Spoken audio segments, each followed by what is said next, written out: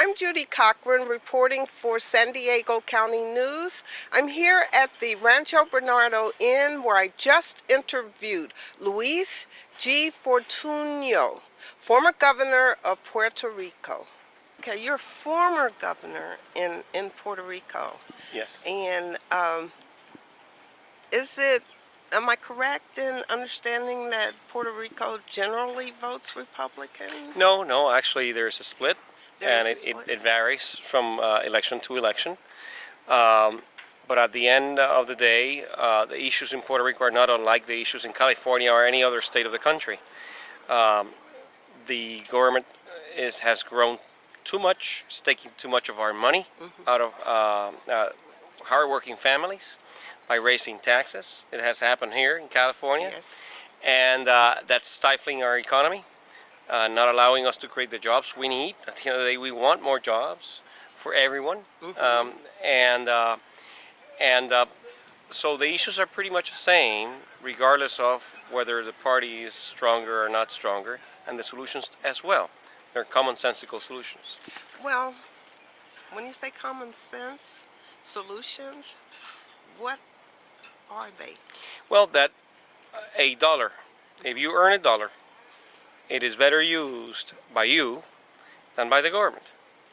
And if instead of allowing that to happen, we take that money away and we impose regulations on it and we pass it around and determine what to do with most of it, that by the time whatever is left comes back to you, there's very little left.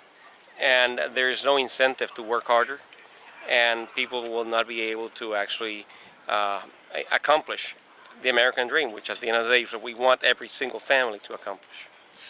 Okay, you say that there was a Republican success story in Puerto Rico, and why do you call it a Republican success story? Well, our situation was not unlike California.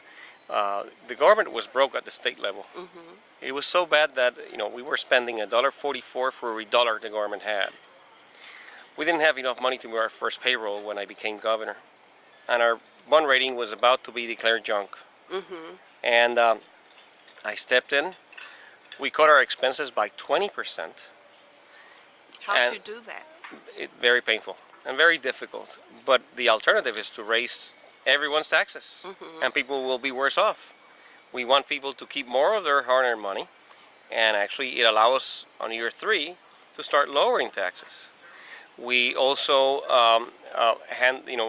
intervene with the permitting process. It was so complex and difficult, and we just streamlined it as well. Roads, airports, ports, schools, they need major investments, but the government doesn't have the money for the investments. So what do? We approve the most advanced and aggressive public-private partnership legislation in the country. And by doing so, we were able to attract significant investments in our highways. A couple of highways are being handled privately now.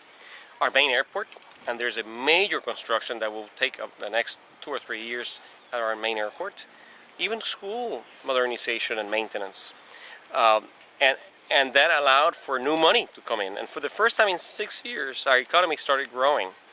Of course, not at the pace that we all wanted, but still, it was better than the previous 6 years in which we had been in a full-blown recession. So, did you deal with privatization? Well, you can call it any way you want. Essentially, if you have a highway, it's not well maintained, and you bring the private sector to make the investments that are needed and maintain it properly, and they collect the user fees, the tolls, and they can use it for 30, 40 years, whatever it is, but it will be well maintained so that we, the users, are in better shape, but the title still is retained by the state, so we didn't sell it. It's a concession, and this is very well known all over Europe. In Canada, Australia, the UK, it's pretty common. For some reason in the US it is not. Actually, when we were implementing this, I looked around the country and I couldn't find a good model.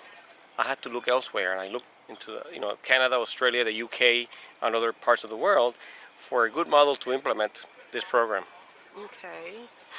So 6 years later, you're on the road, a positive road. For the first time in 6 years, which is, again, it proves that conservative policies work better than just keeping as much as your money as possible. Again, I strongly believe that we need an inclusive government. We need a government that actually promotes and protects individual liberty, and freedom and responsibility, but a government that actually promotes job creation. And to promote job creation, the best way to do it is to allow you to keep your money. And so you're here to promote this policy, your success, and to bring in more Hispanics. Well, Is that the bottom well, line? I won't call it my success. I will say that the success of conservative principles Okay. anywhere in the country where they are applied, they work better. And also to promote inclusion into the Republican Party of people of all walks of life. Yeah. And I feel the party needs more of that. And I commend this San Diego Republican Party for actually doing it, and making sure that we include more people of all walks of life, because that's exactly what the party needs. And one last question, and Sure. that's about taxes.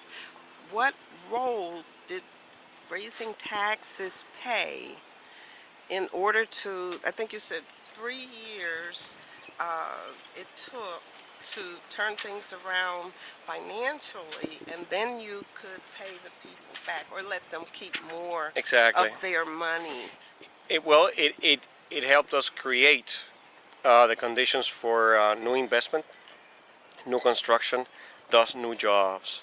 If people know that they'll keep more of their hard-earned money, they'll use it more wisely than the government could. And that's the bottom line here, and they will create jobs, as opposed to if the government just keeps that money, we will not be creating the jobs we need. Well, thank you very much. Thank you. And congratulations on what you've done Well, thank in you. Puerto Rico, at least getting them on the road to the right place. Well, thank you. I certainly appreciate it, and I congratulate the Republican Party here in San Diego, and I thank them for their invitation.